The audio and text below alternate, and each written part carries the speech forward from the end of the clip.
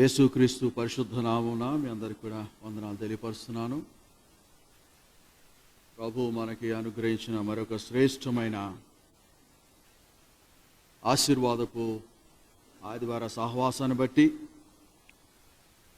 దేవునికి కృతజ్ఞతాస్తుతులు చెల్లించుకుంటూ ముందుకు వెళ్దాం. ద్వితీయోపదేశ కాండము 32వ అధ్యాయము మొదటి 3 వచనాల ధ్యానంలోకి వెళ్దాం. ద్వితీయోపదేశ కాండము 32వ అధ్యాయం మొదటి 3 వచనాలు. ఆకాశ మండలమా చెవియొగ్గుము, నేను మాట్లాడుదును. భూమండలమా నా నోటి మాట వినుము. నా ఉపదేశము వానవలె కురియును, నా వాక్యము మంచు వలెను, లేత గడ్డి మీద పడు చినుకు వలెను, పచ్చిక మీద కురియు వర్షం వలె ఉండును. నేను యెహోవా నామమును ప్రకటించెదను, నా దేవుని మహాత్మ్యమును కొనియాడుడి. చాలా స్పష్టంగా చాలా అద్భుతమైన మాట ఇది. ఒక వాగ్దానం మన యొక్క జీవితాల్లో పరిపూర్ణంగా కలిగి ఉండడానికి ఇవ్వబడిన ఒక ఉపదేశం. ఈ మాటలు ధ్యానం చేస్తున్నప్పుడు ఆకాశము సర్వభూమియు భూమిపైన మనుషులు సమస్తమునే వారు ఆయన మాట ఆలకించి ధ్యానం చేస్తున్న రీతిలో ఉంటున్నప్పుడు ఆ ఉపదేశము మన ఆత్మీయ జీవితంలో సకల సమృద్ధిని కలిగింపచేయు యొక్క ఆశీర్వాదపు యొక్క సూచన మొరకు ఇవ్వబడుతున్నప్పుడు అదేంటిదంట, నా ఉపదేశము వానవలే కురియును, నా వాక్యము మంచు వలెను, లేతగడ్డి మీద పడు చినుకు వలెను. ఫలించడానికి ఊట అవసరమై ఉన్న యొక్క స్థితిని మనం చూస్తున్నాం. ఈ దినమున యెహోవా నామము తదుపరి ప్రకటించే యొక్క విధానాన్ని తెలియజేస్తున్న యొక్క వాక్యం ఇది. దేవా, నీ వాక్యములో నీ ఉపదేశము ఎంత స్పష్టంగా మేము ఫలభరితమైన స్థితిలో ఉండాలో ఆ ఉండు నిమిత్తమై నీవిచ్చుచున్న యొక్క మాటలు స్పష్టంగా మాకు అర్థమయ్యేటట్టుగా, మేము నీలో ఎదుగునట్లుగా, నీలో దీవించబడినట్లుగా నువ్విచ్చున్న యొక్క మాటను మేము చూస్తున్నప్పుడు ఎంత ధన్యకరమైనదో, ఎంత ఆశీర్వాదకరమైనదో. అలాంటి యొక్క ఉపదేశములో నేను విని స్థిరపరచబడి ఎదగడానికి నీ సన్నిధానంకి వచ్చినప్పుడు భూమి ఆకాశమును సర్వమును కూడాను వినాలని ఘోషిస్తున్నప్పుడు వాటంతట్లోనూ కూడా ఒక చిన్న ప్రాణిగా జీవించుచున్న నేను ఆ ఉపదేశములను పెడచేవి పెడుతున్నప్పుడు ఎలాగ నేను మొలవగలను, ఎలాగ నేను ఆశీర్వదింపగలను? లోకము పూర్తి భ్రష్టత్వంలో ఉంటున్న పరిస్థితుల్లో, దైవికమైన ఆధీనంలో బ్రతకవలసిన తలంపు లేని యొక్క పరిస్థితుల్లో, ఏమాత్రమును కూడాను దేవుని యొక్క ఆలోచన లేని యొక్క పరిస్థితిలో ఉంటున్నప్పుడు ఒకసారి మనం ఆలోచన చేసుకుంటున్నప్పుడు అలాంటి పరిస్థితుల్లో ఉంటున్న యొక్క భూమిని, అలాంటి పరిస్థితుల్లో ఉంటున్న యొక్క లోకాన్ని ఆయన వర్షమును కురిపించి అది ఫలభరితంగా ఉన్నట్లుగాను, సకల ప్రాణులను తృప్తిపరచినట్లుగాను, వారి వారి యొక్క జీవన విధానపు యొక్క పరిస్థితుల్లో వారి యొక్క జీవితాన్ని పొడిగించుకున్నట్లుగాను, ఆశీర్వాదింపబడ్డానికి కారణమవుతున్న యొక్క నీటి బిందువును ఏదైనామో వాక్యపు యొక్క ఉపదేశంతో పోల్చి ఆ మాట ప్రకారంగా జీవించుచున్నప్పుడు ఆ ఆధారంలో మనం పోషింపబడుచున్న వారంగా ఉంటాం. వర్షం లేని యొక్క కారణం తెలియపరుస్తున్నాం మనం. హోషేయలో రాయబడిన కొన్ని మాటలు గమనించి చూసినట్లయితే ఆ వర్షమును ఇచ్చిన యొక్క విధానపు యొక్క పరిస్థితులు అంతట్లోనూ కూడా నేను కలిగి ఆయనలో జీవించే యొక్క విధానం ఇది అని. 6వ అధ్యాయం, హోషేయ 6వ అధ్యాయము 3వ వచనము. యెహోవాను గూర్చిన జ్ఞానము 6వ అధ్యాయం 3వ వచనంలో ఆయన అక్కడ ఆహ్వానిస్తున్నాడు మనల్ని. రండి,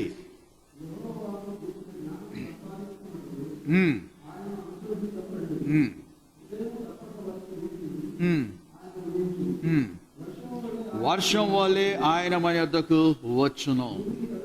ఎప్పుడైనా కూడా ఈ యొక్క ఆహ్వానాన్ని ఆహ్వానం ఎలాగ ఇవ్వబడిందో ఒకసారి ఆలోచన చేసుకుంటున్నట్లయితే, మనం అభివృద్ధిలోకి రావడానికి, మనం ఫలించడానికి దేవుని తీర్మానమందు ఏ ఉపదేశం అయితే ఉపదేశము తిరిగి దేవుని యొక్క సన్నిధానం బట్టి మనం పొందగలము, ఆ పొందవలసిన విధానాన్ని బట్టి ఆయన దొరుకు కాలములో మనము ఆయనను ఏమాత్రమును అశ్రద్ధ చేయకుండా ఆయనను కలిగిన వారముగా ఆయనను సంపాదించుకోవడానికి ప్రయత్నం చేయాలి. మనకి ఇవ్వబడిన ఋతుల్లో ఎండాకాలం ఎండ, వర్షాకాలం వాన, చలికాలం చలి, ఇవి వాటి క్రమమును దాటిపోయి ఏ విధంగానూ కూడాను దేవుని యొక్క క్రమములో ముందుకు వెళ్ళలేని పరిస్థితి మనం చూస్తున్నాం. లేవీకాండము 26వ అధ్యాయము 4వ వచనంలో ఆ పరిస్థితులు అలా కాదు. దేవుడు ఇచ్చి వాగ్దానం చూపించాడు, మీ వర్షాకాలములలో వర్షం కురవాలని. 26వ అధ్యాయం 4వ వచనం, మీ భూమి పంటలు ఇచ్చును, మీ పొలం చెట్లు ఫలించును. అది ఉంది అంతే. కానీ ఇప్పుడు లేదు, ఇక్కడ లేదు, ఇప్పుడు ఆ పరిస్థితి లేదు. భయంకరమైన పరిస్థితిలో ఉన్నది దేశం, ప్రపంచం అంతా కూడా. ఎందుకు అన్నప్పుడు, ఏదైతే ఆహ్వానం ప్రభు ఇచ్చి రండి నేను మీ యొద్దకు ప్రకారంగా నేను వస్తాను అని సెలవిస్తున్న విధానం ప్రకారంగా మనం పొందలేక రాలేక ఉంటున్నామో, మన పొరపాట్లు మనం చూసుకోవడం లేదు. మనం ఎప్పుడైతే రాలేని పరిస్థితిలో ఉంటున్నామో, మనం ఎప్పుడైతే ఆయన యొక్క సన్నిధిలో మనల్ని మనం కనపరుచుకోలేకపోతున్నామో, ఆయన యొక్క ఉపదేశాన్ని వినలేని వారంగా ఉన్నాం. ఆయన యొక్క సన్నిధిలో ఆయన అనుగ్రహించే ఓటను పొందలేని వారంగా ఉన్నాం. ఫలభరితమైన స్థితిలోకి రాలేని వారంగా ఉన్నాం. వాక్యపు యొక్క ఉపదేశపు యొక్క నీడలో నేను ఉండలేని దాని యొక్క పరిస్థితిని ఒకసారి ఆలోచన చేసుకుంటున్నప్పుడు, ఏంటిది ప్రభు తన యొక్క వాగ్దానాన్ని గురించి, ఆయన ఇచ్చిన యొక్క వాగ్దానం అనేక విధాలుగా ఇచ్చి ఉన్నాడు. ఆ వాగ్దానం మనం పొందలేని పరిస్థితిని, అవి ఆగిపోవడానికి కారణం ఏంటిది అంటున్నప్పుడు ఆశ్చర్యం వేస్తుంటుంది కదా. ఆ కాలాల్లో, ఆ ఋతుకాలాల్లో, వర్షపాతం ఉండవలసిన కాలంలో అది లేక కరువును, భయంకరమైన పరిస్థితిని కనపరచునే పరిస్థితి ఆలోచన చేస్తున్నప్పుడు, ఆహారం కొదువైపోయి కరువు ఎక్కువైపోయి బాధల్లో ఉంటున్న పరిస్థితి ఉంటున్నప్పుడు, ఈ భౌతికమైన తలంపులోనే మాత్రం చూస్తూ క్షీణ దశలోకి వెళ్తున్న వారి పట్ల కనికరముకు జాలిని కలిగి, అయ్యో ఈ ప్రకారంగా జరుగుతున్నది ఏంటిది అంటున్నప్పుడు, మనమే దానికి కారణము. అనుగ్రహమును అనుగ్రహించే దేవుని నుండి మనము ఆ పరిస్థితులను తెచ్చుకుంటున్నాం. యెషయా 44వ అధ్యాయం 27వ వచనంలో, యెషయా 44వ అధ్యాయం 27వ వచనంలో, నేనే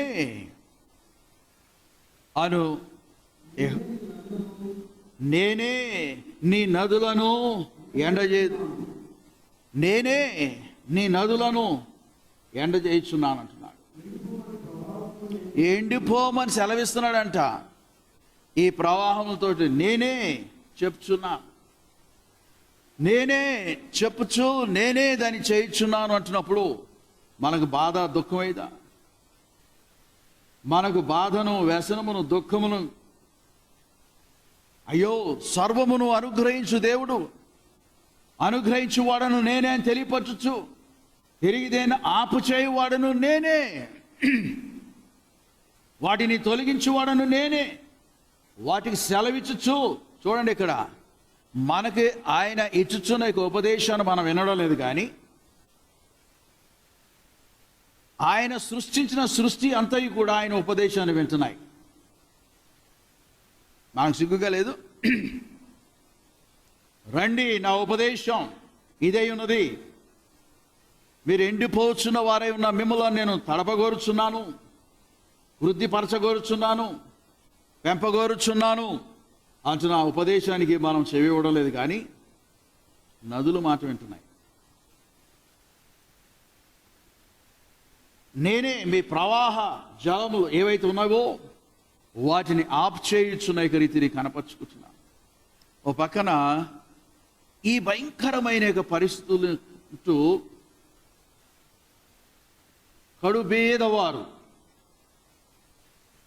దీన స్థితిలో ఉన్నవారు పరిస్థితి ఎలా ఉంది తెలుసా? యెషయా 41వ అధ్యాయము 17వ వచనం గమనించి చూసినట్లయితే 41:17లో దీన దరిద్రులు నీళ్లు వెతుకుచున్నారు, నీళ్లు దొరకక వారి నాలుక దప్పి చేత ఎండిపోచున్నది. దీన దరిద్రులు కాస్త నీళ్ళు దొరికితే బాగుండు మాకు, మా యొక్క ప్రాణం సేద తీర్చుకోవడానికి. ఆయన యొక్క సంకల్పము, ఆయన యొక్క ఉద్దేశమును ఒకసారి ఆలోచన చేస్తున్నట్లయితే, ఏ దినము ఆ వాగ్దానాన్ని పొందలేని యొక్క పరిస్థితిలో ఉంటున్న యొక్క స్థితి ఏంటిది అంటున్నప్పుడు, ఎందుకు ఆ ప్రకారమైన పరిస్థితి జరుగుతున్నది? దేవా, మేము చెయ్యి యొక్క క్రియ నీకు అయిష్టకరమై ఉన్నది.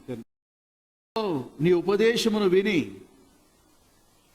ఆ ఉపదేశము యొక్క యోగ్యతలో మేము ప్రవేశించక నీవు మా కొరకు అనుగ్రహించిన యొక్క స్థిరత్వాన్ని, సమృద్ధిని మేము పోగొట్టుకుంటున్న యొక్క రీతిని కారణం ఏంటి అంటున్నప్పుడు, మన సొంత ప్రేరణ దేని వైపున మేము చూస్తున్నామో,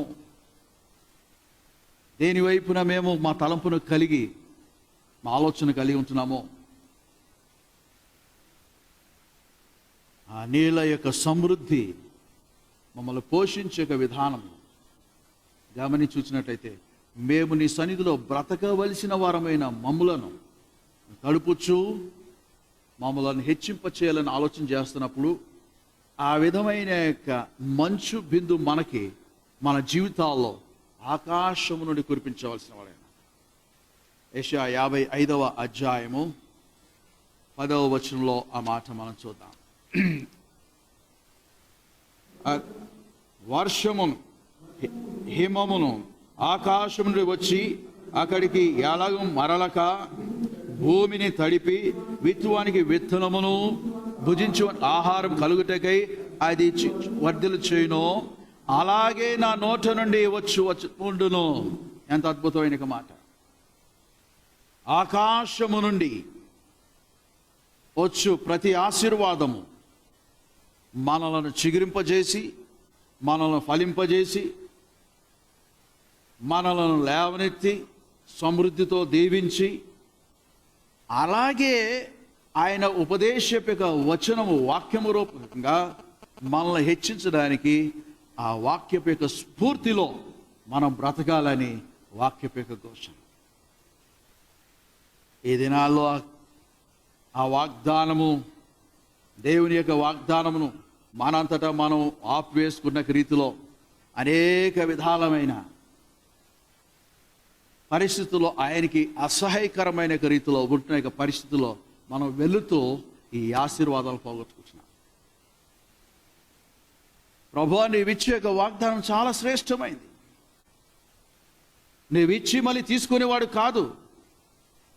మేము ఆ ప్రకారంగా నీ సన్నిధిలో ఎల్లప్పుడూ చిగురించిన వారమై, ఫలించుచున్న వారమై, నీ ఆధీనములో నీ ఆశీర్వాదముల చేత నింపబడుచున్న వారమే ఉండాలని ఆకాశము నుండి ఆ మంచును, ఆ వర్షాన్ని మా పైన కుమ్మరించుచు, దాని వలనే నీ వచ్చిన మనకు వాక్యాన్ని ఇచ్చి భద్రపరచుచు, అలాంటి యొక్క ఆ అనుభవంలో మనం హెచ్చింపబడాలని చూస్తున్నప్పుడు, ఆ అనుభవంలో మేము ప్రవేశించక, ఆ వాగ్దానంలో మేము ప్రవేశించక, నీవిచ్చిన యొక్క మాటలు మేము జీవింపక, ఎందుకు తండ్రి ఈ ప్రకారమైన భయంకరమైన కరువు, భయంకరమైన యొక్క పరిస్థితి, కాస్త కూడా వర్షపాతము లేని యొక్క స్థితి,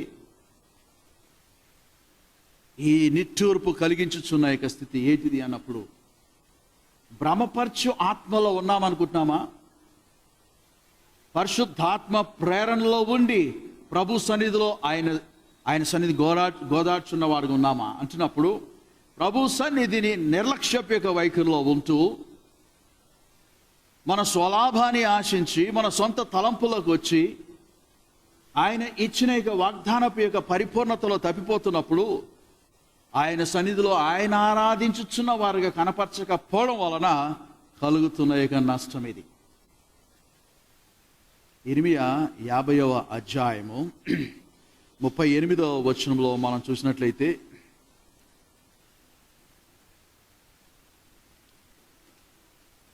ముప్పై 38వ వచనం.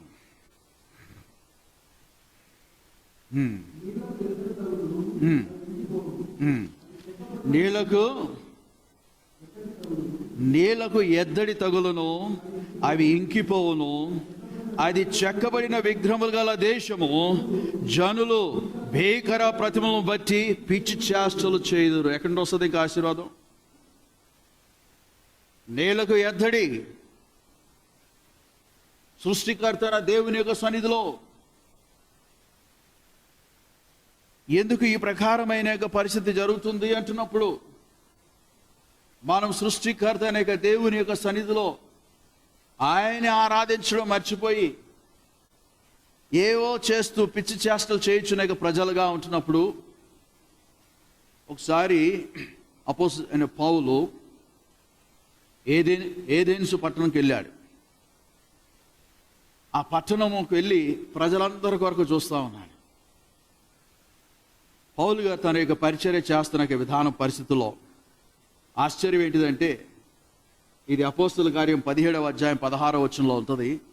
ఆ పట్టణం అంతయు కూడాను విగ్రహముల చేత నింపబడి ఉందండి.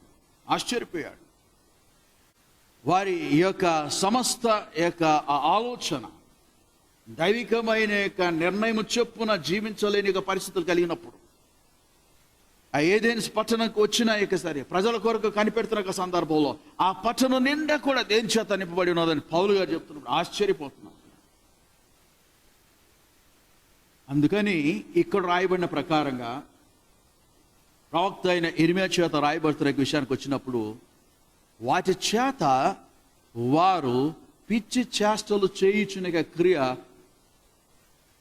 సర్వసృష్టికర్త అయిన దేవుని యొక్క మనసును నొచ్చినట్టుగా ఉంది. ఇక్కడ భూమి ఇంకిపోయింది, వర్షపాతం లేకుండా.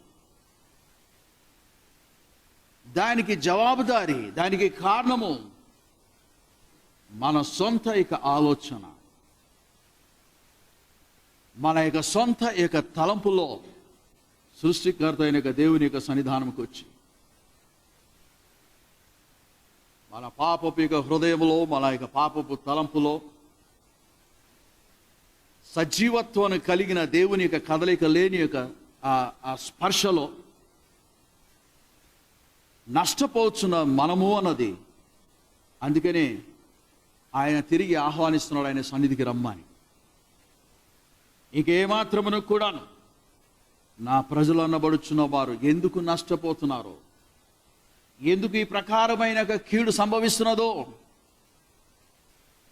రాజులు రాసిన మొదటి పుస్తకము, రాజుల గ్రంథం మొదటి పుస్తకం 8వ అధ్యాయం 35-36 వచనాలు, 2 వచనాలు గమనించి చూసినట్లయితే, మొదటి రాజులు 8వ అధ్యాయం 35-36 2 వచనాలు, దేవునికి విరోధముగా పాపము చేసి ఉన్న పరిస్థితిని బట్టి ఆకాశం మూయబడింది అక్కడ, వర్షపాతం లేకుండా.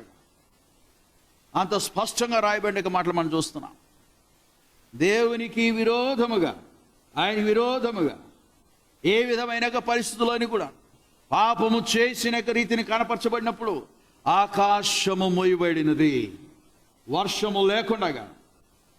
ఈ దినమున మన సృష్టికర్త అయిన దేవుని యొక్క మనస్సును, ఆయన విచారం, దుఃఖమును కలిగే విషయాలు మనం చేయించున్నప్పుడు ఆయన వాగ్దానం చేసినాక ఆ వాగ్దానం మనం పొందలేని పరిస్థితి ఏంటంటే, పాపము చేయించున్న వారు పాపపు యొక్క కాడిలో ఉండకుండగా దేవుని ప్రతి ఆశీర్వాదం పొంది నిమిత్తమై ఆ పాపపు యొక్క కాడిని, దాసత్వం నుండి తొలగించి యేసు క్రీస్తును మన మధ్యకి పంపించి, అనగా లోకానికి పంపించి ఆ పాపపు విముక్తిని కలుగజేసిన అపోస్తలుడైన పౌలు గలతీలకు రాసిన పత్రిక 5వ అధ్యాయం 1వ వచనం చూస్తున్నాం.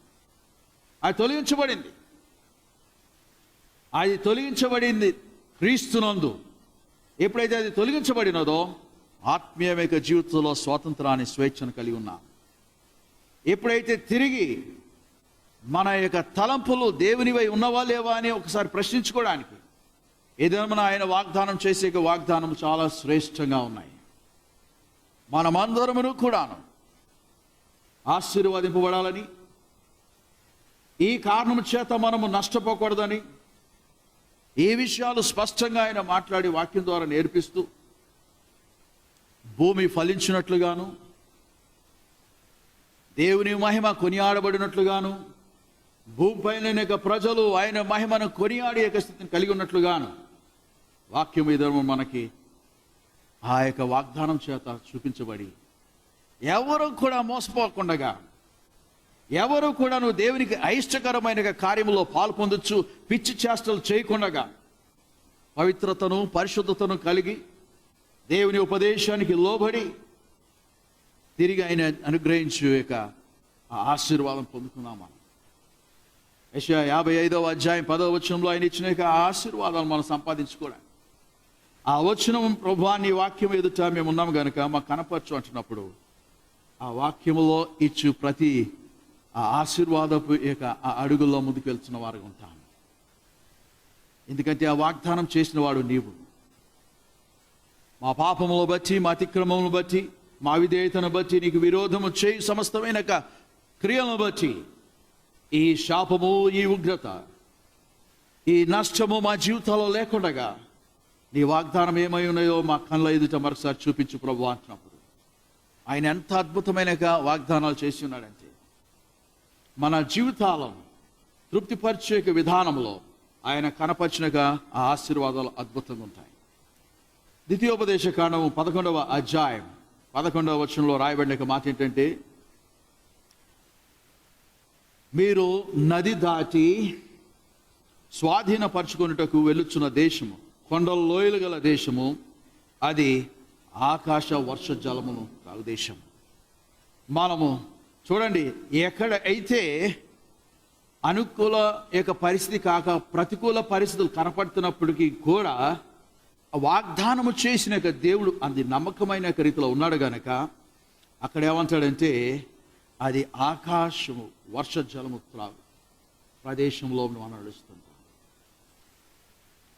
ఆ వాగ్దానంలో ప్రభువా నీవు నాకు అనుగ్రహించుతున్న రీతిని ఇంకా ఆ తలంపు యొక్క మర్మములు తెలుసుకుని నిమిత్తమై వాక్య ధ్యానములో నీ ఉపదేశపైకి వచ్చినామన్నావు కదా, దాన్ని మేము చూచినట్లుగా నీ కృప చూపించు అని ఆలోచన ప్రకారంగా ధ్యానం చేస్తున్నప్పుడు 14-15 వచనాలు చూద్దాం. అదే అధ్యాయంలో 14-15 వచనాలు. మీ దేశమునకు వర్షము అనగా తొలకరి వానను, కడవరి వానను దాని కాలంలో కురిపించేదను. ఇప్పుడు సృష్టిలోనే మొట్టమొదటిలోనే నీ వాక్కు చేత నీ తలంపు చేత ఇచ్చావు. ఆది కాండము 1వ అధ్యాయం 9 వచనాల్లో 9-10 వచనాల్లో ఇచ్చావు. వర్షము కలుగునుగా కంటే వర్షం అయింది, అది అంతే. నీవు మాట సెలవిచ్చినప్పుడు జరుగుతుంది. ఇది క్రొత్తగా నీ సృష్టి తర్వాత ఇచ్చింది కాదు, సృష్టి ఆదిలోనే అది కావాలి అంటున్నప్పుడు అది నువ్వు కురిపించావు. ఆది కాండం 1వ అధ్యాయం 9-10 వచనాల్లోనే అది జరగాలి, అది ఉండాలి, అది మంచిగా ఉన్నట్లుగా నువ్వు చూసావు ప్రభువా. నువ్వు మంచిగా ఉన్నట్లుగా చూసావు, అది మాకు మంచిగా ఉన్నట్లుగా చూసావు కదా.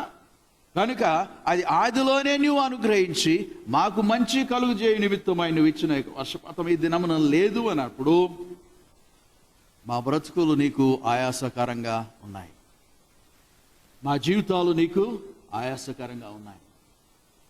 విరోధంగా జీవించుచున్న విధానపేక పరిస్థితులకి మార్చబడ్డాం. అన్నీ బాగానే పెరిగాయి. ఏవి?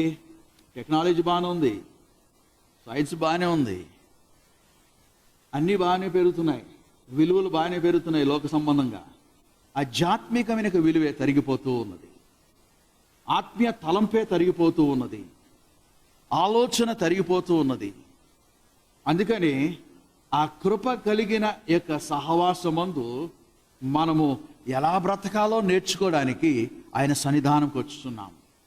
ఆయన సన్నిధానంకి వచ్చుచున్నప్పుడు ఆయన పిలుచుచున్న యొక్క పిలుపు ఎంత అద్భుతంగా ఉంది కదా. ఎలాంటి ఈ యొక్క ఆధారం చేత మనము ఈ వాక్యపు యొక్క ధ్యానం చూస్తున్నప్పుడు ఈ హోషేయ 6వ అధ్యాయం 3వ వచనం చదివిన ప్రకారంగా ఆయన ఆహ్వానించి మనల్ని బలపరచుచు ఆయన ఆధీనములో తిరిగి మనము ఫలించుతున్న రీతిలో కనపరుచుకున్నాం. 6వ అధ్యాయం 3వ వచనం ఏం రాయబడింది? అది యెహోవాను గూర్చిన జ్ఞానమును సంపాదించుకున్నట్టుకు రావడమే కాకుండా ఎలా గమనిస్తాడు? యెహోవాను గూర్చిన జ్ఞానము సంపాదించుకుందాము రండి. Let us come and earn the wisdom of the Lord. ఆయన జ్ఞానమును సంపాదించుకుని రండి. లోక జ్ఞానం కాదు, ఆయన తలంపులోను, ఆయన ఏర్పాట్లను, ఆయన ప్రణాళికను గూర్చిన జ్ఞానము, నీ నా భవిష్యత్తును తెలుసుకోవాల్సిన జ్ఞానము, ఆయనలో జీవించవలసిన జ్ఞానము, ఆయన ఆశ్రయించవలసిన జ్ఞానము, ఆయన క్రియల్లో, ఆయన ఏర్పాట్లో అనుభవించవలసిన జ్ఞానము. కృంగి కృషించిపోచున్న లోక జ్ఞానంలో కాదు, దైవికమైన జ్ఞానంలో, నిత్యము బ్రతికే జ్ఞానంలో, నిత్యము కృతజ్ఞత తెలిపే జ్ఞానంలో, సర్వదా తిరిగి ఆయనను మహింపరిచే జ్ఞానములో, ఆ జ్ఞానమును సంపాదించుకుందాము రండి అంటున్నప్పుడు, ఆయన సన్నిధికి వచ్చినప్పుడు ఆయన అనుగ్రహించు ఆ చినుకు, ఆ వర్షపు చినుకు ఆకాశం నుండి ఎలా బయలుపరచబడుతుందో దాని చేత మిమ్మలను నేను తడుపుదును. అంటే ఆయన యొక్క సన్నిధిలో మనం ఎప్పుడు ఏ ప్రకారంగా బ్రతకాలో, ఎలాగ వర్ధిల్లాలో ఆయన ఆలోచన అయి ఉన్నప్పుడు ఆయన జ్ఞానము యొక్క తలంపు ఏమైనదో తెలుసుకోవడానికి మనల్ని ఆయన సన్నిధి పిలుస్తున్నాడు కదా. మనందరికీ తెలిసిన విషయం ఒకటి ఏంటంటే, యాకోబు పత్రిక 1వ అధ్యాయం 5వ వచనంలో మీలో ఎవరికైనా జ్ఞానము కొదువై ఉన్నట్లయితే ఎక్కడికి వెళ్ళాలంట? ఆయన కమ్ అన్టు మీ, నా దగ్గరికి రమ్మంటాడు. అప్పుడు వారికి కావాల్సిన సమృద్ధి అయిన జ్ఞానం ఆయన అనుగ్రహిస్తాడు. ఆ జ్ఞానము దైవికమైన జ్ఞానము చేత ఎప్పుడైతే మనం బలపరచబడతామో, ఎప్పుడైతే మనం దీవించబడతామో, ఎప్పుడైతే నడిపింపబడతామో, అన్ని విషయాల్లోనూ కూడాను ఆలోచన చెప్పేది అది. అన్ని విషయాల్లోనూ కూడా ఆలోచన చెప్పేది. ఆయన యందు భయభక్తులు కలిగిన వారు ఆ వివరణ చేస్తూ ఉంటారు. ఆయన యందు భయభక్తులు కలిగిన వారు ఆ ఆలోచన కలిగి ఉంటారు. ఆయన యందు భయభక్తులు కలిగిన వారు ఆ తలంపు యొక్క ప్రణాళిక ఏమై ఉంటున్నదో నేను దాన్ని తెలుసుకోవాలని ఆశ కలిగి ఉంటారు. యోబు యొక్క తలంపు ఎలా ఉండదంటే, యోబు 5వ అధ్యాయం 10వ వచనంలో, యోబు 5వ అధ్యాయం 10వ వచనంలో ఏమంటాడు? ఆయన భూమి మీద ఆయన ఒప్పుకున్నాడు. ఆయన అనగా దేవుడు భూమి మీద వర్షము కురిపించేవాడు, నా పొలాన్ని అంతటిని కూడా తడిపేవాడు ఆయనే, నా పంటను అంతటిని ఆశీర్వదించేవాడు ఆయనే. మనం ఒకవేళ ఆయన భయభక్తులు కలిగి ఉన్న రీతిలో ఉంటూ ఆయన జ్ఞానం సంపాదించుకున్నట్లయితే మనము ఆయన పక్షాన సాక్ష్యం చెప్తాం. ఏలియా చెప్పాడు, ఏలియా మీలాంటి మామూలుగా సహసిద్ధమైన మనుషుడే, మానవుడే. కానీ ఆయన ఆజ్ఞాపిస్తున్నప్పుడు, ఆయన ప్రార్థన చేస్తున్నప్పుడు ఆ వర్షం భూమిపైన లేకుండా ఉండింది. వర్షం కావాలన్నప్పుడు వర్షం వచ్చింది. ఇది మనము క్రొత్త నిబంధనలో మాత్రం చూడడం కాకుండా పాత నిబంధనలో ఎప్పుడో ప్రవచన రీతిగా తెలియపరిచిన ఏలియా యొక్క తలంపును మనం చూస్తున్నాం. అలాగే దైవజనుడైన, నీతిపరుడైన, నీతిమంతుడైన, దేవునికి ఇష్టడైన, కష్టాలు అనుభవించడానికి ఇష్టపడిన వ్యక్తి అయిన యోబు కూడా దేవుడు భూమిపైన వర్షం కురిపించేవాడు ఆయనే అని చెప్తున్నాడు. భూమిపైన బ్రతుకుచున్న మనం అందరమును కూడాను సర్వసృష్టి అయిన దేవుని ఘనపరిచే తలంపుతో కూడిన ఒక మాట ఎవరితో నేను పంచుకుంటున్నాం. మనం ఆయన ప్రభావాన్ని ఎప్పుడైనా ఎవరితోనైనా పంచుకుంటున్నామా? ఆయన ప్రభావపు యొక్క విలువలను, ఆ తలంపులను ఒకసారి ఆలోచన చేసుకుంటున్నట్లయితే ఆయన కొనియాడుచున్న విధానం అద్భుతమైన రీతిలో అవుతుంది. కీర్తనకారుడు ఒక విషయం ఆయన తెలియపరిచిన విషయాన్ని చూసినప్పుడు ఆశ్చర్యం అనిపిస్తూ ఉంటున్నాడు.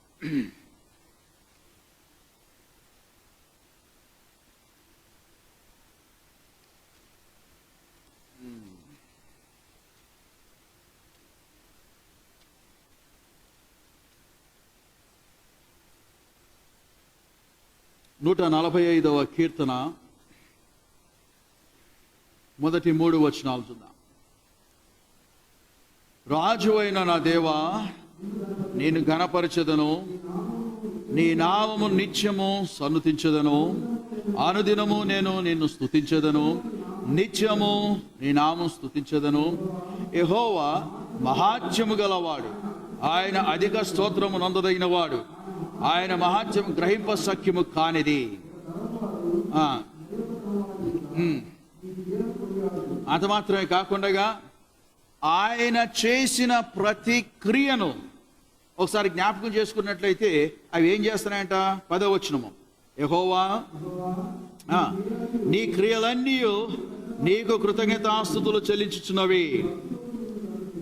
రైట్, యెహోవా నీ క్రియలన్నీ నీకు కృతజ్ఞతాస్తుతులు చెల్లించుచున్నవి. మనమైన క్రియ అయి ఉన్నాం, మర్చిపోకండి. ఆయన హస్తముతో చేయబడిన క్రియ అయి ఉన్నాం మనం. ఆయన కృతజ్ఞతాస్తుతి చెల్లించుకుంటున్న రీతిలో మనం ఉన్నామా లేమా? ఒకవేళ ఉంటే దేని గురించి ఎప్పుడు ఎలా చెప్పగలిగాము? ఒక తరము వారు ఇంకొక తరం వారికి తెలియపరిచే అనుభవం ఉండాలంట. ఈయన ఒక స్తుతి కీర్తన రాస్తున్నాడు, దావీదు కీర్తన. ఆయన రాస్తూ, ఆయనను హెచ్చిస్తూ, ఆయన గణపరుస్తూ, ఆయన క్రియలన్నింటినీ వివరిస్తూ, ఆ క్రియలు ఆయనకు కృతజ్ఞతాస్తుతి తెలియపరుస్తూ అవి అక్కడ ఆగిపోవడానికి వీల్లేదని తరతరములు కూడా తెలియపరిచిన రీతిలో అవి అలాగే ఉంటూ అనేకులను ఆశీర్వాదకరంగా ఉన్నాయని ఆ చివరి వరకు చదువుతున్నప్పుడు అధ్యాయం అంతా కూడా ఎంతో తృప్తిగా ఉంటుంది. ఒక వ్యక్తి దేవుని యొక్క ప్రభావం తెలుసుకున్న తర్వాత ఆయన క్రియలన్నింటినీ కూడా తెలియపరిచిన రీతిలో ఉండాలి. అలాగే యోబు ఏమంటున్నాడంటే, ఆయన భూమి పైన వర్షాన్ని కురిపించి వాడై ఉన్నాడు. ఆయన సృష్టికర్త అయిన దేవుడు మనకు ఆ విధమైన ఆదరణ చేత బలపరిచిన వాడై ఉంటున్నాడు. మన ఆలోచన దేవుని యొక్క వాక్య రూపకంలో నుండి గమనించి వచ్చినప్పుడు, దేవాని వాగ్దానములు ఎంత స్పష్టంగా మీరు రాసి ఉన్నారో, లేక మా కొరకు ఇచ్చి ఉన్నారో, మేము తెలుసుకున్నట్లుగా వాటిని మీరు తెలియపరుచున్నారో, ఒకవేళ మా సొంత అవివేకం వలన, నిర్లక్ష్యపక వైఖరి వలన వాటిని తెలుసుకోవడానికి ఏమాత్రం ఇష్టపడక మాంతట మేము వాటిని దూరంగా ఉండి నీవిచ్చుచున్నది సమస్తమును అనుభవించచ్చు కృతజ్ఞతాస్తుతి తెలియపరచని రీతిలో ఉన్నట్లయితే నేను దౌర్భాగ్యుడను, నేను అవివేకిని, మూర్ఖపు యొక్క స్వభావంలో కలిగిన రీతిలో ఉంటున్నాను. నీకు నేను స్తుతి చెల్లించే బదులు నువ్వు మా కొరకు చేసి సమస్తమును అనుభవించచ్చు, నా నోరార నేను పలుకుచున్న వ్యక్తిగా లేను అని మనం సిగ్గుపడుచున్న వారుగా ఉండాలి. ఇర్మియా 50:38 రాయబడిన ప్రకారంగా స్తుతికి బదులు పిచ్చి చేష్టలు చేయించిన వారుగా ఉన్నామేమో, దేనిదేనో ఆరాధించుచున్న వారుగా ఉన్నామేమో, ఆయనకి విరోధముగా ఉంటున్న తలంపు కలిగిన వారుగా ఉన్నామేమో, ఆయన ఆలోచనకి దూరంగా ఉంటున్న వారుగా ఉన్నామేమో. ఎందుకని శాపము, ఎందుకని ఈ నష్టము, ఎందుకని కరువు, ఎందుకని బాధ, ఎందుకు అంటున్నప్పుడు ఆయన సన్నిధిలో మనము చేయవలసిన రీతిని చేయక ఉండవలసిన రీతిని ఉండక, ఆయన ఆధీనములో ఆయన స్వాధీనములో మనము బ్రతకక, మన స్వంత యొక్క తలంపులను బట్టి నష్టపోతూ స్తుతికి కారణమవుతున్న యొక్క జీవితంలో దూరంగా ఉంటూ భ్రష్టత్వంలోకి మనం వెళ్తున్నాం. దేవుడు అందులో సంతోషించేవాడు కాదు. భూమి సకల విధానం ఆశీర్వాదింపబడడానికి, సమృద్ధిగా ఉండడానికి ఆయన యొక్క వాక్యపు యొక్క సూచన మనకి ఇవ్వబడింది. ఆ ఆశీర్వాదపు యొక్క నీడలో నేను బ్రతకాలని యొక్క తలంపులు ఉంటాను. ఈ వాక్యపు మరొకసారి మనకి ఇవ్వబడుతున్నప్పుడు దేవుని యొక్క సన్నిధిలో ఎలాగా ఆయన తీసుకొచ్చిన యొక్క ఆ ప్రస్తావనను ఆలోచన చేసుకుంటున్నప్పుడు ఎంత అద్భుతమైన యొక్క తలంపు ప్రభు కలిగి ఉన్నాడనే సంగతి చూస్తున్నప్పుడు, పాత నిబంధనలో కొన్ని విషయాలు స్పష్టంగా మనకిచ్చి మనకు ఉన్న ఈ యొక్క తలంపులను తిరిగి ఇంకా ఆయనలో హెచ్చింప చేస్తూ ఆ ఆశీర్వాదం ప్రభు నా కొరకు అనుగ్రహించున్నాడు అన్నప్పుడు ఆశ్చర్యవేస్తుంది.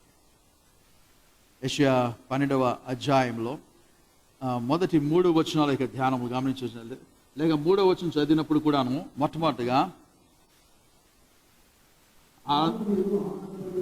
ఆయన ఆనందపడి రక్షణాధారములైన బావుల్లో నుండి నీరు చేదుకోవాలి. అది ఎక్కడి నుండి వస్తుంది? ఆ ఊత ఎక్కడి నుండి ఉంటుంది? రక్షణానందములో నుండి. ఇదేనమన నా హృదయము, నా యొక్క జీవితము ప్రభువా నీ సన్నిధిలో ఎండిపోయి ఫలభరితంగా లేనందున నా యొక్క హృదయము అనేక నేల సారవంతమై నీవు అనుగ్రహించిన యొక్క ఊట చేత తడబడినట్లుగా ఉన్నట్లుగా ఆనందింపచే ప్రభు అందాం. కీర్తనలో 72వ అధ్యాయము 6వ వచనంలో మనం చూసినట్లయితే, కీర్తన 72వ అధ్యాయం 6వ వచనంలో, గడ్డి కోసిన బీటు మీద కురియు వానవలే భూమిని తడుపు మంచి వర్షము వలెను. దేవునికి స్తోత్రం. ఈ దినమున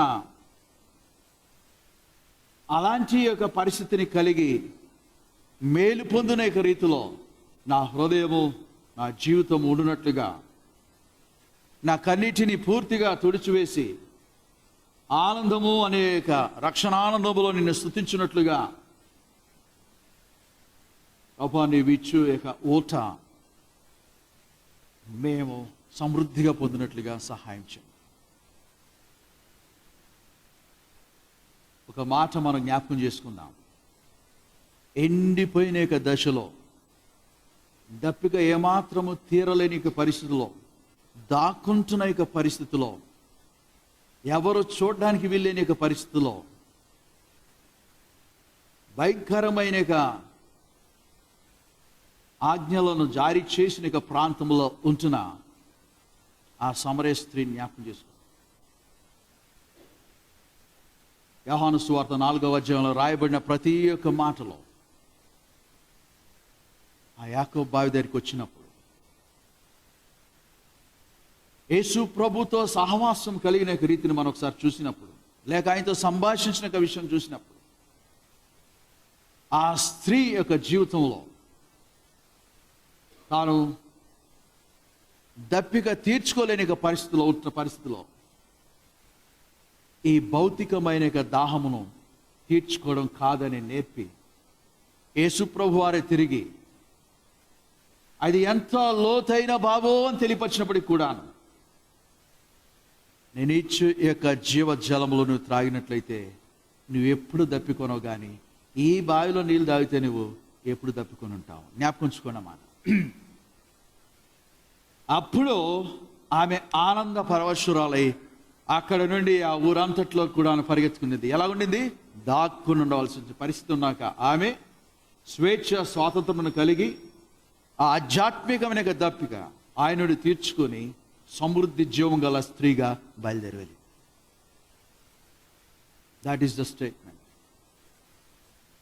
ఏదనమో ఎక్కడ రాయబడుతున్న మాట, ఆనందమును సంతోషమును కలిగిన రీతిలో ఈ ఊటను అనుగ్రహించేది దీన స్థితిలో ఉండి మనము ఆయనని సంప్రదించి ఆయన కొరకు ఎదురు చూచు కనిపెడుతూ, నిరంతరమును మా దప్పికని తీర్చు నిమిత్తమై, నిరంతరమును మాకు సమృద్ధిని కనపరచు నిమిత్తమై నీవు అనుగ్రహించక ఓట కొరకు ప్రభువా మేము ఎల్లప్పుడూ చూచున్న వారంగా ఉండడానికి నీ జ్ఞానములో, నీ జ్ఞానం యొక్క విలువలో మేము బ్రతుకున్నట్లుగా, నీ జ్ఞానం అనే ఉపదేశమును మేము పొందాలి రమ్మని మీరు పిలిచినప్పుడు దాని విలువలను తెలుసుకుని దాన్ని నేర్చుకున్నట్లుగా, దాన్ని వెంబడించినట్లుగా, ఆ ప్రకారమైన జీవితంలో కొనసాగింపబడినట్లుగా ఉంచినప్పుడు మమ్మల్ని నువ్వు హెచ్చించుకునే రీతిలో ఉంటావు.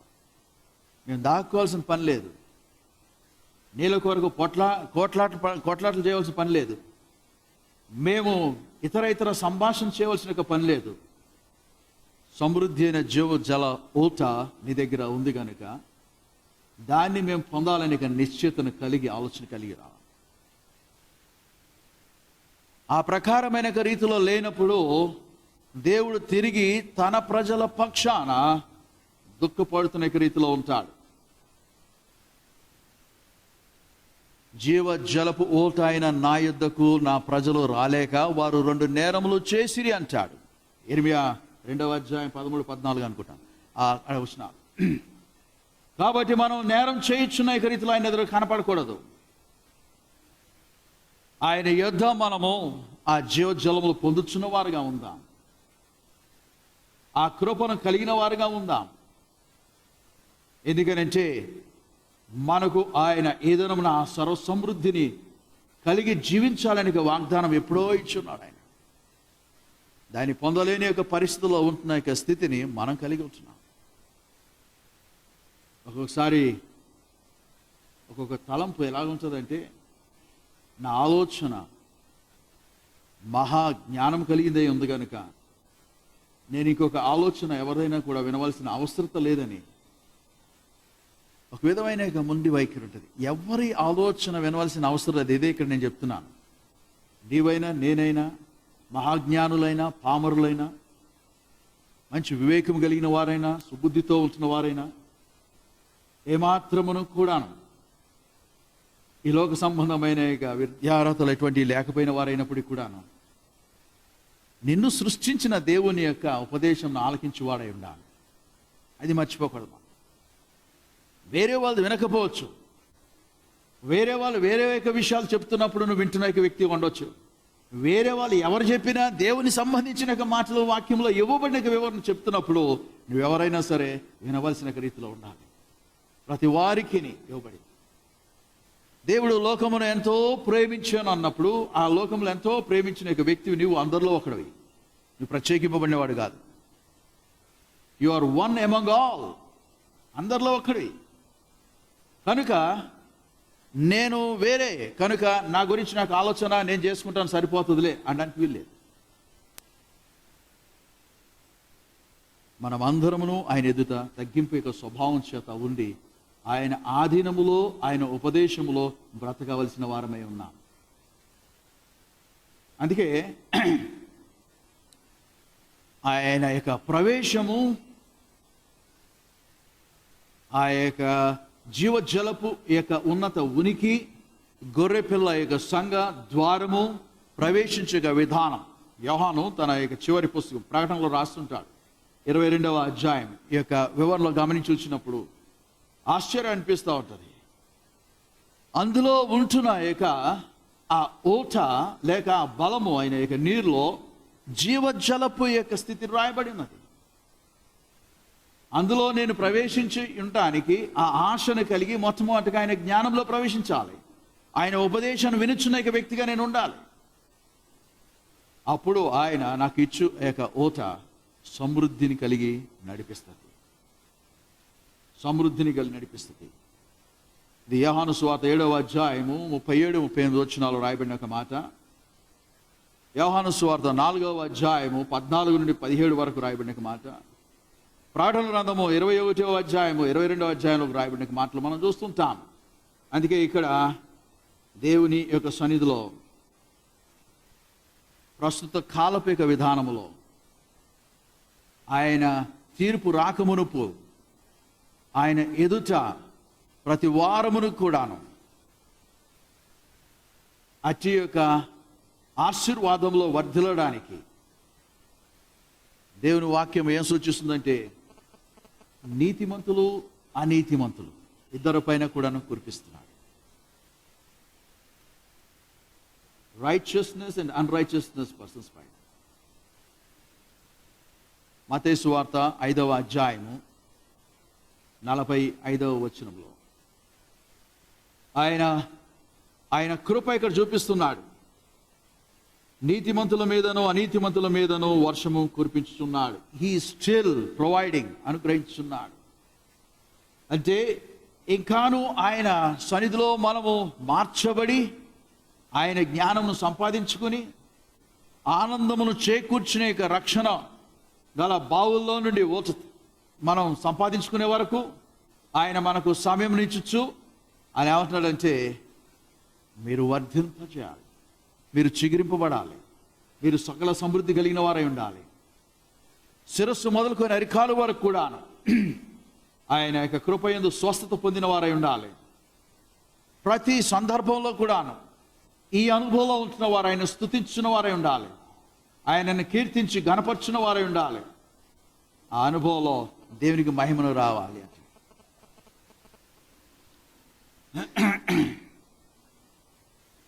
ఒక వాక్యం యొక్క వివరణ మనకు ఇవ్వబడుతున్నప్పుడు ఆ వాక్యంలో ఉన్న యొక్క భావనలు మరొకసారి తెలుసుకుంటూ మనం వెళ్తున్న ప్రతి ప్రదేశంలోనూ కూడాను, మనం నివాసం ఉంటున్న ప్రతి స్థలములోనూ కూడాను దేవుని యొక్క సన్నిధానములో ఆ కృపను కోరుకుంటున్న విధానంలో ఒకటి మర్చిపోకూడదు. మనం ఏంటిదంటే మనం ఎవరై ఉన్నాము, ఎలాగ బ్రతుకుచున్నాము, ప్రభు మనకి ఏవేవి అనుగ్రహిస్తే మనము ఆశీర్వదింపబడి మన యొక్క జీవితాల్లో తృప్తిగా ముందుకు సాగుతున్న వారు ఉన్నాము. కానీ ఎప్పుడైతే ఆయన యొక్క సన్నిధిలో ఏ విధమైన యొక్క పరిస్థితుల్లో మనము ఆశీర్వాదములు పొందలేని యొక్క పరిస్థితి ఉన్నట్లయితే దానికి కారణం కూడా మనం వెతుక్కోవాలి. Don't find the faults with others, search the faults in me. నాలో ఉన్న యొక్క తప్పులేటు. చాలామంది ఏం చేస్తాం, గమ్ముని ఇంకొకరి పైన నిందేస్తాం, వాళ్ళ తప్పులు చూపిస్తూ ఉంటాం. కానీ ఇక్కడ అది కాదు మనం చేయవలసింది.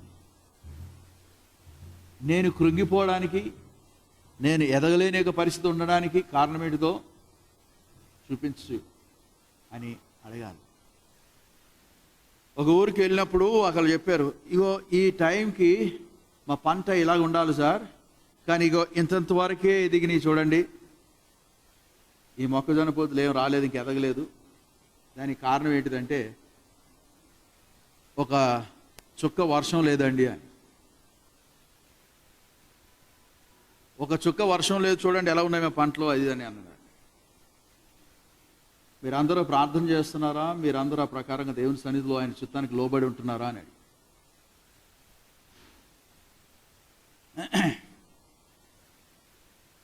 మీరు ఆ ప్రకారంగా ఉంటున్నారా?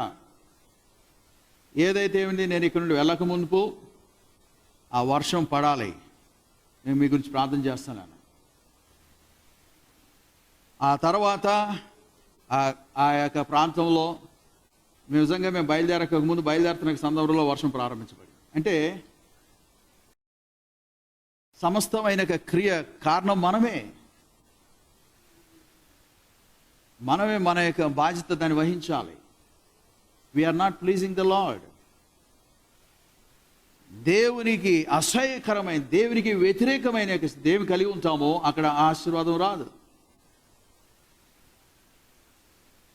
అందుకనే దేవుని యొక్క వాక్యంలో ఇది స్పష్టంగా రాయబడింది. దీన దరిద్రుడు వాడు నీరు కొరకు ఎదురు చూస్తూ ఉంటాడు, వర్షం కొరకు. వాడి నాలిక ఎండిపోయి దప్పిక తీర్చలేని పరిస్థితులు కలిగి ఉన్నప్పుడు నిజంగా ఒకసారి చదువుదాం ఆ మాట. 41వ అధ్యాయం యెషయా 17వ అధ్యాయం 17వ వచనం. దీన దరిద్రులు నీళ్లు వెదుకుచున్నారు, నీళ్లు దొరకక వారి నాలుక దప్పి చేత ఎండిపోవచ్చున్నది. 41వ అధ్యాయం 17వ వచనం. అయితే 18వ వచనం చూద్దాం. జనులు చూచి దాని 17వ వచనం చివరి భాగం, యెహోవాను నేను వారికి ఉత్తరం ఇచ్చేదను, ఇశ్రాయేలు దేవుడైన నేను వారిని విడనాడను. I will never forsake them. విడనాడను. ఏం చేస్తాడు? దాని ప్రకారంగా వాళ్ళు తిరిగి ఆయన ఆలోచన చేసుకోవాలంట. 18వ వచనం చూద్దాం ఇప్పుడు. జనులు చూచి యెహోవా హస్తము ఈ కార్యం చేసిననియు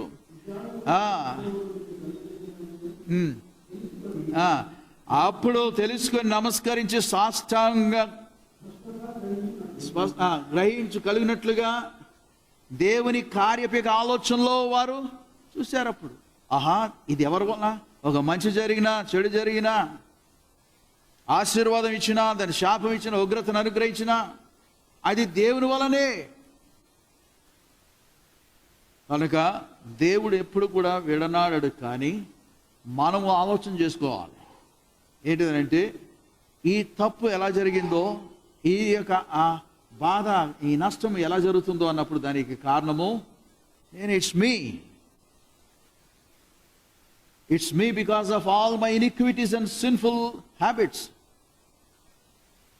అందుకే నేనేం చేస్తున్నానంటే ఆయన కోరుకుంటున్న యొక్క క్రియ చేయకుండా నా తలంపులన్నీ కూడాను దేని వైపునో ఉన్నాయి కనుక ఆత్మ సంబంధమైన క్రియలోని పాలు పొందలేక పిచ్చి చేష్టలను చేయించిన రీతిలో ఉన్నాను.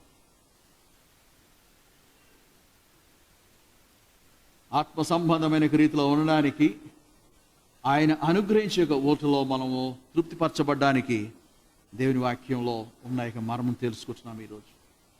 చివరిగా యోబు 37వ అధ్యాయంలో ఉన్న మాట చదువుదాం. యోబు 37వ అధ్యాయము 6వ వచనం.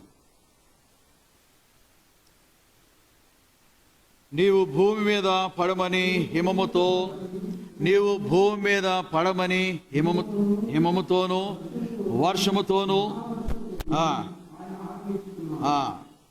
ఆయన ఆజ్ఞ ఇచ్చుచున్నాడు. ఈ దినమున భూమి అనేక ప్రజల్లో, భూమి అనేక హృదయం అనేక స్థలము పైన హేమముతోనూ వర్షముతోనూ దేవుడు ఆజ్ఞ ఇచ్చుచున్నాడు. ఎందుకంటే అది బీడు పారిన భూమిగా ఉండడానికి వీల్లేదు అని, ఫలమును ఇచ్చే రీతిలో ఉండడానికి. ఆ ఫలము భౌతికంగా కనపరచబడుతున్న ఈ యొక్క వరి కానీ, ఇంకో ధాన్యం కానీ, ఇంకోటి కానీ అవి కాదు. ఇక్కడ దేవుని యొక్క ఆత్మ సంబంధమైన వర్షమును కురిపింపబడుచున్నప్పుడు భౌతికమైన ఆటోమేటిక్గా తన ఫలములు అనుగ్రహించి దేవుడై ఉంటాడు. కానీ మనము ఆయన కృపయందు వర్ధిల్లడానికి గలతీ 5:22లో రాయబడిన ఆత్మ ఫలాల చేత నింపబడాలి. ఆ ఫలముల చేత నేను ఉండడానికి ప్రభువా, హిమము అనే నీ వాక్యము చేత, వర్షము నీరు అనే నీ వాక్యము చేత, హృదయము అనేక నాయక పాత్ర నింపబడి, ఎలాగైతే దావీదు నా యొక్క పాత్ర నిండి పొర్లుచున్న ఇక అనుభవాన్ని కనపరిచాడో, వారు హృదయంతో, బాధ్యతతో, ఆశ చేత, నా గుండె ప్రభువా ఇదేనా తపనతో ఆశతో ఉన్నది కనుక నేను ఈ దినమున నా ఆత్మలో నీ యందు సంతోషించినట్టుగా, ఆత్మలో భయంకరమైన పరిస్థితిని చూసి పౌలు పరితాపించాడని చూసాం కదా. అపోస్తుల కార్యం 17:16లో ఆ ఏదెన్స్ పట్టణంలో నింపబడిన విగ్రహముల చేత, ఆ ప్రజల యొక్క క్రియల చేత ఆత్మ ఎలాగంది పరితాపించాడు. He was saddened by seeing the scene. ప్రజలందరూ కూడా కనిపెడుతున్న సమయంలో ఈ దినమున మనము కూడా దేవుని యొక్క సన్నిధిలో మన విషయమై ఆయన చూసినప్పుడు, ఓ జీవజలపు ఓటం కావాలని ఆశించిన ప్రజలకు ఇదిగో సమృద్ధి అని ఆకాశం నుండి కురిపించే ఆ చినుకు వారి యొక్క బ్రతుకులో పడినట్లుగా, వారి ఆత్మఫలాలతో నింపబడినట్లుగా వారి జీవితం సార్థకమై ముందుకు సాగాలి. ఆత్మఫలాలు గలతీ 5:22లో మొదట ప్రారంభించబడిన దేంతో? ప్రేమతో. ప్రేమతో ప్రారంభించబడి కనపరచబడిన శ్రేష్టమైన ఆ అనుభవాల ఫలాల్లో అపోస్తలుడైన పౌలు కొరింథీయులకు రాసిన మొదటి పుస్తకం 13వ అధ్యాయం ఆ ప్రేమ యొక్క వివరణ ఇస్తున్నాడు. నిరీక్షణ, విశ్వాసం, ప్రేమలో మూడిట్లో శ్రేష్టమైనది ప్రేమ అని చూపిస్తున్నాడు. ప్రేమ సమస్త పరిస్థితులను తాలుకుని చూపిస్తున్నాడు. ఆ ప్రేమ ఉన్న క్రీస్తు సహవాసమును కలిగి ఉండాలని ఆయన ఆహ్వానిస్తున్నాడు. అందుకే మనము ఆయన ఆజ్ఞలకు లోబడి, ఆయన యొక్క కృపలో స్థిరపరచబడి, ఆయన వాగ్దానాలను సంపాదించుకుంటూ, ఆయన అనుగ్రహించే యొక్క ఓతులో మనం ఉన్నప్పుడు సదాకాలం బ్రతుకుతున్న వారు. కీర్తన గ్రంథం 1వ అధ్యాయం రాయబడిన మాట ఏంటంటే, నీటి యోరన నాటబడిన చెట్టు ఎలా ఉంటుందో ఆకువాడక తన కాలమందు ఫలమిచ్చు చెట్టు. అక్కడ ఆ ఊట ఉండాలి. కాబట్టి ఆ ఫలమును ఇచ్చే రీతిలో నీవు నేను ఆయనను మహింపరిచే రీతిలో ఉండడానికి ఆ జీవజలపులోకి, నదులలోకి మనకు వెళ్ళాలి. లేకపోతే మన బ్రతుకులన్నింటినీ కూడా ఆయన ఆఫ్ చేస్తానంటున్నాడు. నదులను చేయనని అంటున్నాడు ఆయన. ఆకాశముకు సెలవిస్తున్నాడు. నో, ఆకాశం మూయబడాలి, వర్షం కురపడడానికి వీల్లేదని. ఈ భయంకరమైన పరిస్థితి రావడానికి వీల్లేదు. సమృద్ధి యొక్క జీవము ఇవ్వడానికి నేను వచ్చాను అంటాడు ఆయన. దొంగ తన ప్రాణాన్ని తీస్తాడికి వస్తాడు దొంగ, కానీ నేనైతే నా ప్రాణాన్ని పెట్టడానికి వచ్చాను. అది సమృద్ధి అయిన జీవమును అనుగ్రహించిన నిమిత్తం. మన మనస్సు, మన తెలివి, మన జ్ఞానం, మన బుద్ధి ఆయన సంతోషపెట్టినట్లు ఉందా? ఆయన సన్నిధిలో ఉండి, ఆయన సన్నిధానంలో ఉండి, ఆ వాక్యపు యొక్క ప్రభావితమైన తలంపులో స్పర్శలో లేక చాలామంది కూడాను దేవుని యొక్క వాక్యమును, దేవుని యొక్క కార్యములను వారు అనుభవించలేక కృంగిపోతూ, హేళన చేస్తూ నవ్వుతున్న వారు బయటికి వెళ్ళిన తర్వాత ఏడుస్తూ దుఃఖపడుతూ నాశనానికి గురవుతున్నారు. షేమ్. ఎందుకంటే they have no seriousness in the word of God. ఆయన హస్తంలో పడ్డం భయంకరమో దహించు అగ్ని ఉంది. ఆ మాటకు లోబడి మనం ఆ వాక్యపు యొక్క యథార్థతలకు మనం వెళ్దాం. ఎండిపోతున్న బీడు భూములుగా ముగిలవద్దు అంటున్నాడు వాక్యం. మనం ఆ యొక్క తలుపుని ఆయన చేత పొంది ఫలించుచున్న వారు ఉందాం. అప్పుడే ఆయనకి మహిమ. తండ్రి ఎప్పుడు మహిమపరచబడతాడు అంటున్నప్పుడు మనం బాగా ఫలించినప్పుడే. యోహాను సువార్త 15వ అధ్యాయంలో మనం చూస్తాం, మనం బాగా ఫలింపబడుచున్న రీతిలో ఉంటున్నప్పుడే తండ్రి మహిమపరచబడతాడు. ఫలింపలేని యొక్క స్థితిని బట్టి అపవాది వాడెంతో సంతోషిస్తాడు. దేవునికి అవమానం తీసుకొచ్చిన వారు ఉంటాం. అపవాది వలన సృష్టింపబడిన వారం కాదు మనము. We have been created by the creator of the entire universe. దేవుని చేత సృష్టింపబడి ఉన్నాం. కాబట్టి ఆయనకు మహిమ రావాలి, అపవాదికి సిగ్గు రావాలి, మనం దీవించబడాలి. అందుకే దేవుని యొక్క వాగ్దానంలో ఏ వాక్యం అయితే మనకి ఇవ్వబడినదో వాక్యం చేత ప్రభువా నీ సన్నిధానంలో నేను ఆ ధన్యతను పొందినట్లుగా, నీ ఆధీనంలో నేను బ్రతుకున్నట్లుగా, ఎండిపోచున్న బీడు భూముల్లాగా ఉండడానికి నేను ఇష్టపడ్డాను. నీవు హిమమునకును వర్షమునకును ఆజ్ఞాపించుచున్నావు. మా జీవితాల్లో సమృద్ధిని కావాలి కనుక అది కుమ్మరించమని. దాని కొరకు ప్రభువా నేను ఏ విధంగా నేను ఫలించాలో నీ జ్ఞానం చేత నాకు ఆ కృపనిచ్చి నీకు మహిమకరంగా నేను జీవించినట్లుగా, నా జీవితంలో ఆశీర్వాదం పొంది ఇతరులకు ఆశీర్వాదకరంగా నేను బ్రతుకున్నట్లుగాను నీ పరిశుద్ధాత్మక ఆదరణకు నన్ను నడిపించి ఫలింప చేసుకో. నీ నామకు మహిమ తెచ్చుకోమని. ఈ తరము నుండి ఇంకొక తరం వరకు అది కొనసాగింపైన సాక్ష్యంగా ఉండినట్లుగా, అది అక్కడే మిగిలిపోకుండా దేవాది కుమ్మరించి ప్రార్థిస్తాను. ఒక ప్రాంతంలో ఇంకొక ప్రాంతంలోకి పారుచున్న ఇక నీరు ఆ ప్రాంతానికి ఆశీర్వాదం కాదు, ఇంకొక ప్రాంతానికి కూడా ఆశీర్వాదకరంగా ఉన్నట్లుగా సర్వదా కూడా ఉండాలని ఈ దినమున మన సొంత తలంపు కాదు కానీ దేవుని తలంపు చేత ఆయన ఆజ్ఞకు లోబడి ఫలించుచున్న వారంగా, ఆశీర్వదింపబడి ఆయన కృపలో ఎదుగుచున్న వారుగా ప్రార్థన చేసుకున్నాం. పరిశుద్ధుడా, ప్రేమగల తండ్రి, కృపగల నాయన, నీకు వందనాలు.